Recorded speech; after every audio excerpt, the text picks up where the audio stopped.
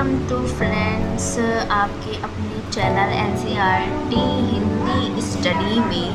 तो आज हम पढ़ने वाले हैं क्लास 6 की रीडर बुक लेसन नंबर 1 जिसका नाम है द ट्री।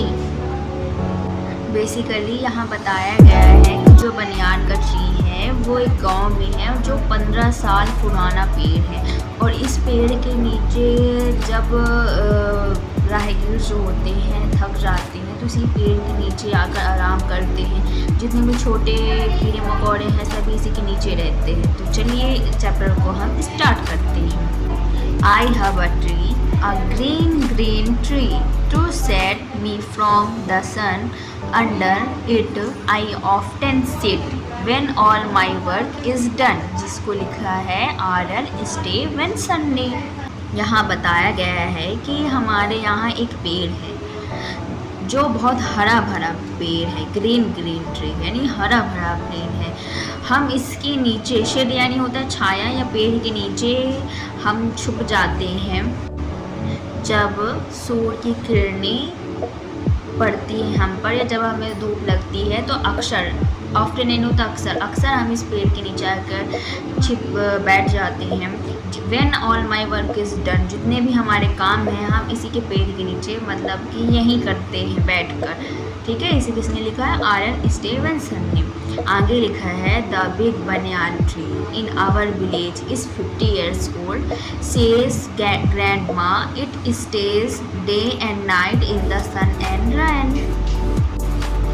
आवर विलेज हमारे दादी माँ कहती हैं, ग्रैंड माँ सेज, क्योंकि हम ना इंग्लिश सेंटेंस में हिंदी जब उसका करते हैं तो पीछे से करते हैं। तो क्या लिखा है कि दादी माँ कहती हैं, ग्रैंड माँ सेज, कि हमारे गांव में 15 साल पुराना एक बड़ा सा बनियान ट्री मतलब होता है बरगद का पेड़ है जो it stays day and night in the sun and rain, जो खड़ा रहता है। स्टे यानी होता है खड़ा रहता है। कहाँ खड़ा रहता है? रात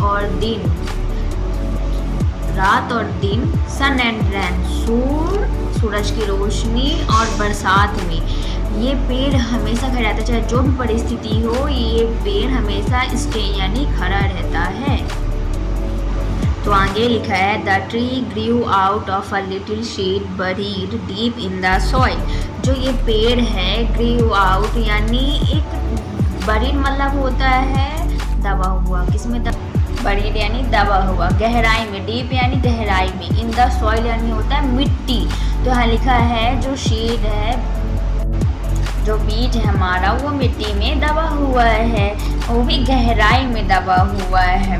When the rain fell, the seed woke up from its sleep, यानी जब बारिश होती है तो जो बीज होते हैं जब वो सो रहे थे अब वो उठ जाते हैं अपनी नींद से। The day and sun shone, वो दिन और रात में चमकते रहते हैं। It opened its eyes when the rain fell, the seed woke up from its sleep, यानी जब बारिश होती है तो अपने नींद से जाग जाते हैं। कौन? बीज। द डे एंड सन सोन, वो रात और दिन में चमकते रहते हैं।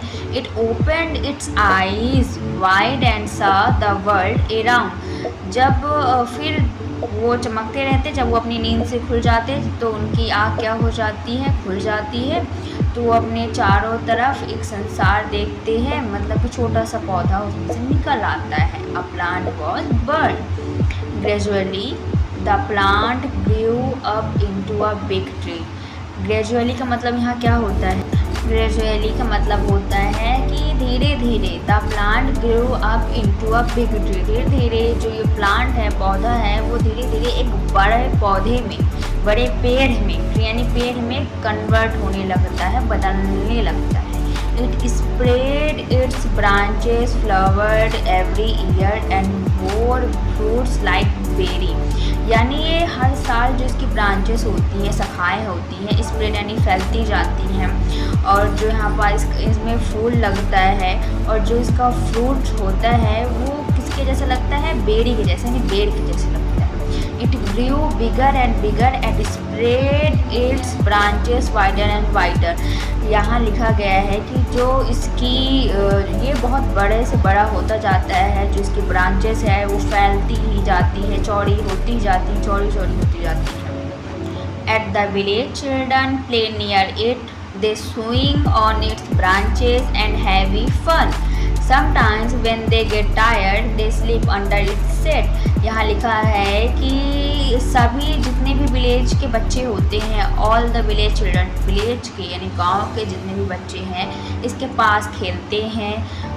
दे स्विंग ऑन इट्स ब्रांचेस, जो इसकी ब्रांचेस निकली रहती हैं, मोटी मोटी शाखाएँ, इसमें ये स्विंग करते हैं, झूला झूलते हैं और बहुत मज़ा करते हैं। समटाइम्स यानी जब कुछ समय हो जाता है, जब वो थक जाते हैं, दे गेट टायर्ड, जब वो थक जाते हैं तो दे स्लीप अंडर शेड, तो वो इसके शेड यानी छाया के नीचे, बनियान ट्री की छाया के नीचे क्या हो जाते हैं, सो जाते हैं, आराम करने लगते हैं। नीचे लिखा है in the afternoon passers bye sit under the tree.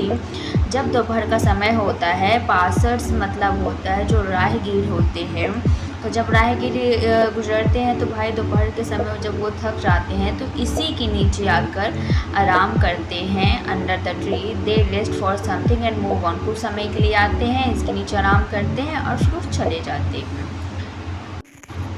The tree is a home for many birds, small animals and insects like sparrow, parrots, pigeons, crows, squirrels and ants। यानी जो ये पेड़ है वो बहुत सारे क्या कहते हैं, बहुत सारे मैनी बर्ड्स, बहुत सारे पक्षियों, बहुत सारी चिड़ियों का, छोटे छोटे जंतुओं का, स्मॉल एनिमल्स का, एंड इंसेक्ट यानी कीड़े मकोड़े का, जैसे कीड़े मकोड़े से छोटे छोटे जीव जंतु कीड़े मकोड़े होते हैं, जैसे कि स्पैरो गौरैया हो गई, पैरट्स यानी तोता हो गया, पिजन यानी कबूतर, क्रोज यानी कौवा, स्क्वायरल्स यानी होता है गिलहरी, एंड आंट्स। इन सभी का क्या होता है, ये ट्री घर होता है, होम होता है। दे ऑल लिव टुगेदर, ये सभी जितने हैं ये साथ साथ रहते हैं। The tree gives fresh air too, जो ये ट्री पेड़ पौधे होते हैं वो हमें ताज़ी ताज़ी हवा देते हैं। See how useful our tree is, says grandma. We should always love and care for it. तो देखा आपने कितना उपयोगकारी होता है पेड़ हमारे जीवन में। ग्रैंडमा कहती हैं कि हमारे जीवन में पेड़ पौधे बहुत उपयोगी होते हैं, इसीलिए हमें उनकी हमेशा उनसे प्यार करना चाहिए और उनकी केयर करना चाहिए। तो देखा आपने इस बनियान ट्री के बारे में इस चैप्टर में। Nature has enough to sustain all, मतलब कि प्रकृति में हमें जीवित रहने के लिए हर एक चीज़ मिलती है जिससे हम अपना जीवन यापन कर सकते हैं। So thank you watching for my